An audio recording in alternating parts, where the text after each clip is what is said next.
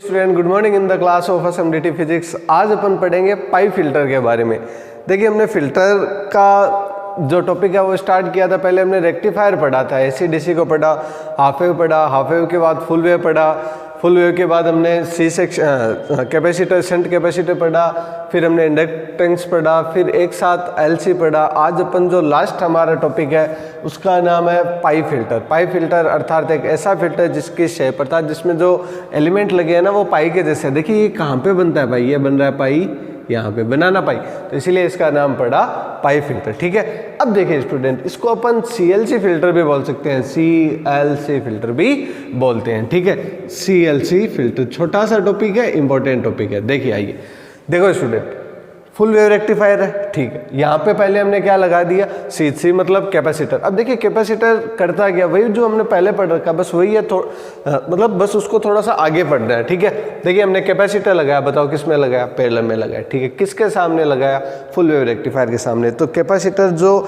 Energy store करेगा अपने अंदर, ठीक है, या इसी को आने देगा और डीसी को ब्लॉक करेगा। कौन सी ऐसी डीसी को ब्लॉक करेगा, जो फुल वेव रेक्टिफायर के लिए होगी। और फुल वेव रेक्टिफायर के लिए हमने पढ़ा है जो आउटपुट सिग्नल मिलता है वो किस हिसाब से मिलता है, समथिंग लाइक दैट। ठीक है, अब ये जो C1 रोकेगा वो रोकेगा किसकी, जो फुल वेव से मिलेगी उसी को रोकेगा ना।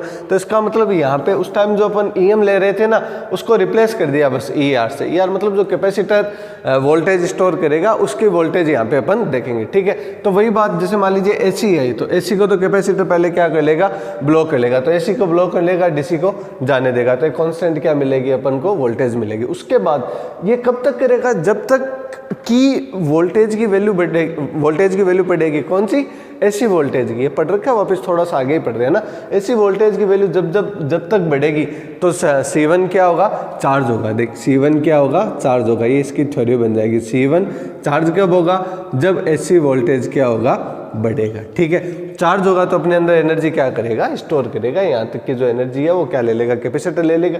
इसका मतलब आगे जो मिलेगी वो अपन को क्या मिलेगी, डीसी मिलेगी। उससे थोड़ा सा कम मिलेगी, इसलिए अपन ने क्या कर लिया, dash dash dash dash line से बता दिया कि जो EDC मिलेगी वो थोड़ा सा क्या होगी, कम होगी। यहाँ तक ठीक है। अब देखिए आगे, जब एसी वोल्टेज क्या होना शुरू होगा, कम होना शुरू होगा। मतलब यहाँ से एसी वोल्टेज क्या होना शुरू होगा, कम होना शुरू होगा। तो अब क्या, अभी कैपेसिटर चार्ज होगा नहीं, अब कैपेसिटर क्या होगा, डिस्चार्ज होगा। किसके थ्रू डिस्चार्ज होगा, एल और आर के थ्रू क्या होगा, डिस्चार्ज होगा। ठीक है, मतलब डिस्चार्ज होगा। तो अपन यहाँ पे हमारी वैल्यू कम होनी चाहिए। क्यों, क्योंकि ये किसका है, आउटपुट फुल वेव रेक्टिफायर के लिए। जबकि ऐसा नहीं होगा। क्यों नहीं होगा, अब जब चार्जर क्या होगा, डिस्चार्ज होगा ना, कैपेसिटर। जब कैपेसिटर डिस्चार्ज होगा तो ये वोल्टेज अपनी क्या दे देगा, एल और आर को क्या अपनी क्या ये दे देगा, मतलब वोल्टेज दे देगा।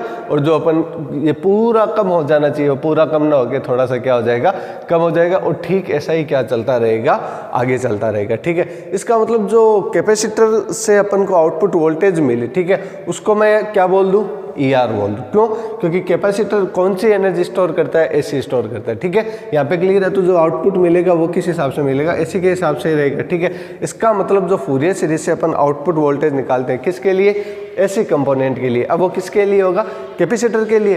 कौन से कैपेसिटर, C1 कैपेसिटर के लिए। तो C1 कैपेसिटर के लिए जो फूरियर श्रेणी का अपन प्रसार करेंगे उसकी वैल्यू कितनी आएगी, ये आएगी। इसका मतलब अपन यह कह सकते हैं जो आउटपुट वोल्टेज मिलेगा वो कितना मिलेगा, ये मिलेगा। अच्छा, अब एक बात बताओ, जो आउटपुट वोल्टेज दे रहा है, दे कौन रहा है, कैपेसिटर दे रहा है, उसकी वैल्यू कितनी, इस हिसाब से। ठीक है, अब देखिए जो हायर वैल्यूज होगी वो तो क्या हो जाएगी, एल के थ्रू ब्लॉक हो जाएगी। जो लोअर वैल्यू रहेगी वही क्या जा पाएगी, आगे जा पाएगी। इसका मतलब ये जो फूरियर सीरीज आएगी ना उसकी केवल और एक पहली टर्म में क्या आएगी, हमारे आउटपुट वोल्टेज में आएगी, बाकी अपने आप क्या हो जाएगी, खत्म हो जाएगी। इसका मतलब जो ER रहेगा, ER की वैल्यू रहेगी हमारे पास केवल और केवल ER upon pi, ER upon pi. और साइन कितना हो जाएगा, ओमेगा टी। अच्छा, ER का मतलब वोल्टेज, कौन सा वोल्टेज, जो एसी वोल्टेज मिल रहा है। ठीक है, इसका मतलब ऐसी वोल्टेज को मैं किससे गुणा करवा दूं, प्रतिरोध से गुणा करवा दूं, तो मेरे को वह करंट मिल जाएगी जो कौन सी होगी, ऐसी करंट होगी, और जो आगे क्या होगी, पास होगी। हालांकि उसको L रोक लेगा, वापस आगे C2 भी रोक लेगा, बट थोड़ी बहुत पास आउट होगी, उसकी वैल्यू निकालनी है अपन, ठीक है, पहली बात। दूसरी इंपॉर्टेंट बात, देखिए स्टूडेंट, यहाँ पे ये बहुत डिफिकल्ट कंडीशन होती है कि भाई C1 से कितनी ऐसी आगे चलेगी, फिर L से कितनी आगे चलेगी, फिर C2 से भी थोड़ी बहुत आगे चली जाएगी, ना के बराबर। बट अब ये इतने छोटे छोटे मान है ना, वो निकाले नहीं जा सकते, ठीक है, इसलिए अपन क्या पढ़ते हैं, एक प्रकार की एवरेज वैल्यू पढ़ते हैं, ठीक है। तो देखिए अपन IRMS वैल्यू निकालेंगे। IRMS वैल्यू किसके लिए निकालेंगे, ER के लिए बोल दो, चाहे C1 के लिए बोल दो, और चाहे किसके लिए बोल दो, AC वोल्टेज के लिए। तो ये जो निकाला हमने, ये कौन सा वोल्टेज है, AC वोल्टेज, ठीक है। अब AC वोल्टेज निकाली है, ठीक है। अब देखिए आगे, अब अपन को क्या निकालना है, IRMS वैल्यू निकालनी है। IRMS वैल्यू बोल दो या ISC बोल दो, ठीक है। ISC कैसे निकालेंगे, V बराबर IR, ठीक है। देन I बराबर कितना हो जाएगा, V बराबर IR, एकदम सिंपली समझिए। तो I बराबर कितना हो जाएगा, V अपॉन R। देखिए स्टूडेंट, हमको V मिल गया, क्या V मिल गया हमें, कि वैल्यू कितनी है, लिखी हुई है, ठीक है। तो ये मिल गया अपन को ER, ठीक है। अब अपन को चाहिए क्या, अपन को चाहिए प्रतिरोध चाहिए। तो अच्छा एक बात बताओ स्टूडेंट, जो प्रतिरोध होगा वो होगा किसका, देखना, इसने तो क्या कर दिया, वोल्टेज अपना दे दिया। तो अब जो प्रतिरोध इसको आगे मिलेगा वो क्या मिलेगा, L और C तो मिलेगा, L और C मिलेगा ना। इसका मतलब जो प्रतिरोध होगा वो किसका होगा, L और C का होगा। और L और C का प्रतिरोध होता कितना है, L और C का प्रतिरोध इसका तो अपन दोगुनी आवृत्ति पे लें तो ये तो कितना हो जाएगा, 2 ओमेगा L, ठीक है। और माइनस C का कितना होगा, 1/2 ओमेगा C, ये कितना रहेगा, प्रतिरोध रहेगा, V = IR से, ठीक है। अब जब अपन इसको सोल्व करेंगे तो यहाँ पे वैल्यू कितनी बन जाएगी, ER बन जाएगी। और देखिए ये मल्टीप्लाई होगा तो ये कितना हो जाएगा, 4 ओमेगा स्क्वायर, और कितना हो जाएगा LC, माइनस कितना हो जाएगा, 1 हो जाएगा, और अपॉन में कितना चला जाएगा, अपॉन में चला जाएगा 2 ओमेगा C। तो ये हमें मिल जाएगा यहाँ पे क्या,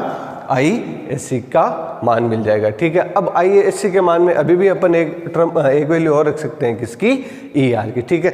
ER की वैल्यू रखेंगे तो हमारे पास क्या बन जाएगा, ISC बन जाएगा। ये छोटा सा टॉपिक है, सिंपल सा टॉपिक है, समझते अपन, उस तरफ लिख दे।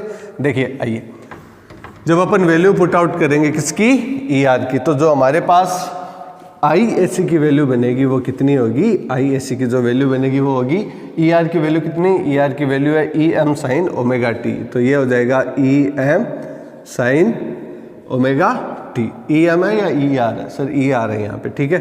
ER कितना हो जाएगा, sin ओमेगा t, अपॉन में कितना हो जाएगा, पाई, और ये जो वैल्यू अपॉन में कितनी थी इसके, ये थी 4 ओमेगा स्क्वायर LC -1, और अपॉन में कितना था, 2 ओमेगा C। ये वैल्यू आ जाएगी हमारे पास किसकी, ISC की। अब अपन को ISC का कौन सा मान निकालना है, IRMS वैल्यू निकालनी है। क्यों निकालनी है, ताकि बस सिंपली अपन प्रतिरोध से गुणा करके क्या निकाल सके, जो वोल्टेज है वो वैल्यू निकाल सके, ठीक है। तो ISC से अपन वैल्यू निकालेंगे किसकी, रिपल फैक्टर की। रिपल फैक्टर में ESC अपन क्या आता है, EDC की वैल्यू आती है, ठीक है। तो अपन जो इसमें हमने C फिल्टर में भी पढ़ा, पाई फिल्टर में भी पढ़ा, L फिल्टर में भी पढ़ा, अपन सिंपली क्या करते हैं, रिपल फैक्टर अर्थात उर्मिका गुणांक की वैल्यू निकालते हैं। तो इसका उर्मिका गुणांक R निकालने के लिए अपन को बस 2 ही टर्म की तो रिक्वायरमेंट रहती है, ESC अपॉन कितना, EDC, ठीक है। तो ESC कैसे निकल जाएगा, IRMS की वैल्यू निकल जाए, और जो प्रतिरोध है उसको मल्टीप्लाई करवा दीजिए तो हमारे पास वैल्यू आ जाएगी ESC की, ठीक है। तो देखिए अब अपन निकालेंगे कौन सी वैल्यू, ISC से निकालेंगे IRMS वैल्यू, अर्थात धारा का वर्ग माध्य मूल मान, ठीक है। तो IRMS वैल्यू निकालेंगे तो देखिए जो कॉन्स्टेंट है ना उसको पहले ही अपन क्या लिख देते हैं, बाहर लिख देते हैं। तो कॉन्स्टेंट क्या है, ER है, ठीक है, और कितना है, 2 है ओमेगा C अपॉन पाई, और कितना हो जाएगा, 4 ओमेगा स्क्वायर LC -1। ये क्या आ जाएगा, टोटल कांस्टेंट है, बाहर आ जाएगा। और आप जब वैल्यू वापस निकालोगे तो ये 1/t हो जाएगा, धारा का वर्ग माध्य मूल मान, ये बहुत बार निकाल चुके हैं अपन। अब सीधा सिंपली अपन क्या करेंगे, इसको सोल्व ही करेंगे, ठीक है, sin स्क्वायर ओमेगा t, और फिर मल्टीप्लाई हो जाएगा किससे, dt से, ताकि क्या निकल जाए, माध्य निकल जाए। वर्ग माध्य मूल मान निकालेंगे तो इसकी वैल्यू लास्ट टाइम निकाली थी टर्म सेम है, कितनी आई थी 1/√2। तो यहाँ पे अपन वैल्यू रख देंगे इसकी कितनी 1/√2 और हमारे पास वैल्यू आ जाएगी किसकी IRMS की वैल्यू। तो IRMS की वैल्यू कितनी आ जाएगी, ये हो जाएगी ER, ठीक है, और 2ωc अपॉन में कितना आ जाएगा √2 और कितना हो जाएगा पाई, और यहाँ पे कितना आ जाएगा 4ω² LC माइनस कितना हो जाएगा 1। ये लीजिए स्टूडेंट, आपके पास वैल्यू आ जाएगी किसकी IRMS की वैल्यू, ठीक है। अर्थात जो कैपेसिटर C1 धारा देगा आगे, उसका मान जो इनसे निकलेगा वो हमने वैल्यू निकाल ली IRMS वैल्यू, अर्थात वर्ग माध्यम मूल मान। देखिए स्टूडेंट, हम जितने भी प्रीवियस टॉपिक पढ़े उसमें हमने ωc का जो प्रतिरोध है या प्रतिघात है वो किससे कम रखी थी, RL से बहुत कम रखी थी। इसका मतलब इसका प्रतिरोध कम है तो इस पे जो वोल्टेज होगा वो पूरा का पूरा क्या होगा, ड्रॉप होगा, ठीक है। अब ये दोनों समांतर क्रम में जुड़े हैं तो जो इसका प्रतिरोध होगा, जो इसका वोल्टेज होगा वही क्या करेगा, आगे RL को पास आउट होगा। इसका मतलब अपन बोल सकते हैं जो IRMS वैल्यूज आएगी उसमें यदि आप प्रतिरोध किसका ले लो, C2 का ले लो, तो जो AC कंपोनेंट की जो वोल्टेज मिलेगी वो कहाँ पे मिल जाएगी, आपको RL पे मिल जाएगी। अर्थात RL पे जो ऐसी वोल्टेज जाएगी उसके मान में सिंपली समझो आपको केवल और केवल C2 का ही मान लिखना है, L का मान नहीं लिखना है। इसके दो प्रमुख कारण है, एक तो यहाँ का वोल्टेज कम है, सॉरी यहाँ का प्रतिरोध कम है, इसका प्रतिरोध ज़्यादा, तो यहाँ पे वोल्टेज ड्रॉप आउट होगा। दूसरी बात L का तो वैसे ही अपन क्या लेते हैं, इतना बार बार में पढ़ चुके हैं कि हमने L पहले क्या, L का जो प्रतिरोध है वो बहुत ज़्यादा लेते हैं, उसको प्रतिघात बोलते हैं, ठीक है। बट एक बार सिंपली समझाने के लिए कि भाई यहाँ पे जो प्रतिघात है वो बहुत ज़्यादा है, इसका मतलब यहाँ से ऐसे पास आउट ना होकर ज़्यादा से ज़्यादा कहाँ से होने की कोशिश करेगी, C2 से पास आउट होने की कोशिश करेगी। इसका मतलब 100 बातों की एक बात, बोले सर आपको जब क्या निकालना हो, EAC की वैल्यू निकालना हो तो सिंपली आपको जो प्रतिघात किसके प्रतिघात से गुणा करनी पड़ेगी, C2 के, ठीक है। तो आपके पास IRMS निकल गया।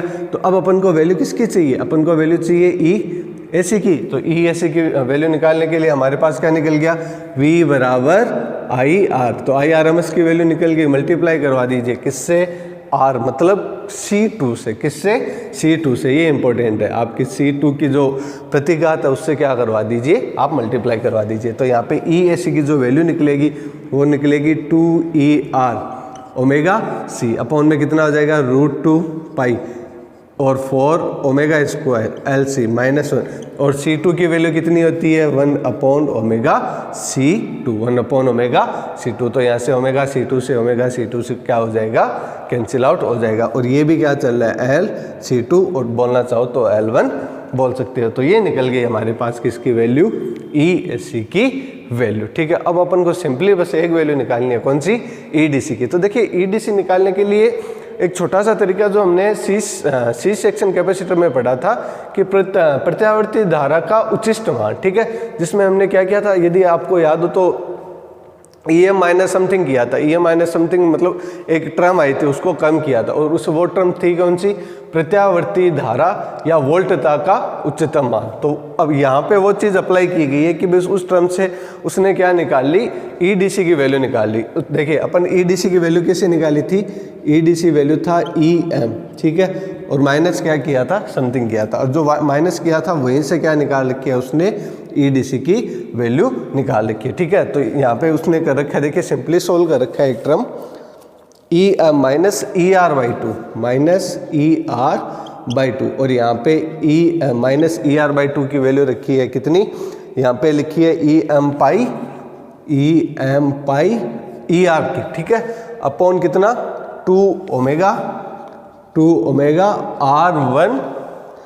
R1 और RL हो जाएगा, और कितना C1, ये वैल्यू फिक्स है, ठीक है। और ये वैल्यू रखे उसने, EDC की वैल्यू निकाली और बोला कि देखिए इन दोनों में से EM क्या आ जाएगा, कॉमन आ जाएगा, दोनों में से EM क्या आ जाएगा, कॉमन आ जाएगा। तो 1 माइनस समथिंग बन जाएगा 1/πω R1 और C1। अब आप बताइए स्टूडेंट, R1 का हमने प्रतिघात क्या ले रखा है, बहुत ज़्यादा, L की वैल्यू बहुत ज़्यादा ले रखी है, तो अपॉन 1 अपॉन समथिंग में से कुछ कम होगा। हालांकि पाई है ये भी 3 पॉइंट समथिंग है, लेकिन RL बहुत ज़्यादा लेते हैं, अपन किलो ओम के आसपास लेते हैं, तो ये पाई की वैल्यू क्या रहेगी, लगभग 1 के बराबर आप मान सकते हो। दैट मीन्स 1 में से बहुत कुछ कम होगा, मतलब बहुत थोड़ा सा, ना के बराबर, तो ये लगभग 1 पे कोई फर्क नहीं पड़ेगा। तो जो EDC की जो वैल्यू आएगी वो लगभग किसके बराबर आ जाएगी, लगभग EM के बराबर आ जाएगी। किसके बराबर आ जाएगी, EM के बराबर। अर्थात अपन EDC की वैल्यू रख सकते हैं, सॉरी हाँ, EDC की वैल्यू रख सकते हैं अपन लगभग किसके बराबर, EM के बराबर रख सकते हैं। ठीक है, तो देखिए जो अपन R की वैल्यू निकालते हैं उसमें EAC अपॉन EDC की वैल्यू चाहिए। EAC हमने यहाँ पे निकाल रखा है और EDC की वैल्यू ये रही, तो इससे अपन निकाल सकते हैं कौन सा, रिपल फैक्टर। किसके लिए, पाई फिल्टर के लिए। देखिए अब ये लास्ट टर्म है और उसके बाद आपकी फिल्टर कंप्लीट हो जाएंगे। तो ठीक है, अपन निकालते हैं रिपल फैक्टर। रिपल फैक्टर किसके लिए, पाई फिल्टर के लिए। R कैसे निकालते हैं, हम लास्ट वाला देख लो, EAC अपॉन कितना करते हैं अपन, EDC, ये तो करते हैं ना। EAC की वैल्यू कितनी, EAC की वैल्यू यहाँ पे निकाल रखी है हमने, कितनी, ये हो जाएगा 2ER ओमेगा, 2ER अपॉन कितना हो जाएगा, ओमेगा। ठीक है, अपॉन √2 पाई 4 ओमेगा स्क्वायर LC2 माइनस 1। ये किसकी वैल्यू, EAC की, और EDC की वैल्यू लगभग किसके बराबर, EM के बराबर। दैट मीन्स भाग लग जाएगा किसका, EM का भाग लग जाएगा। अगेन ER की वैल्यू किताब में दे रखा है, फिक्स मान है। ER की वैल्यू का फिक्स मान कितना है, EM pi upon 2 omega R1C1। तो यहाँ पे ER की वैल्यू देखिए, यहाँ से मैं आपको साइड में ER की वैल्यू लिख देता हूँ ताकि आप वापस रख सको। ER की वैल्यू है कितनी, EM multiply pi upon 2 omega RLC1। ठीक है, देखिए ये वैल्यू जब अपन यहाँ पे रखेंगे, कहाँ पे, R की जगह, तो आप हमारे पास रिपल फैक्टर की वैल्यू कितनी आ जाएगी, ये देखिए, ये क्लियर कर दे। ठीक है, केवल ER की वैल्यू रखनी है अपन को, रिपल फैक्टर में ER की वैल्यू रखनी है और क्या निकालना है अपन को, सिंपली रिपल फैक्टर। देखिए आइए,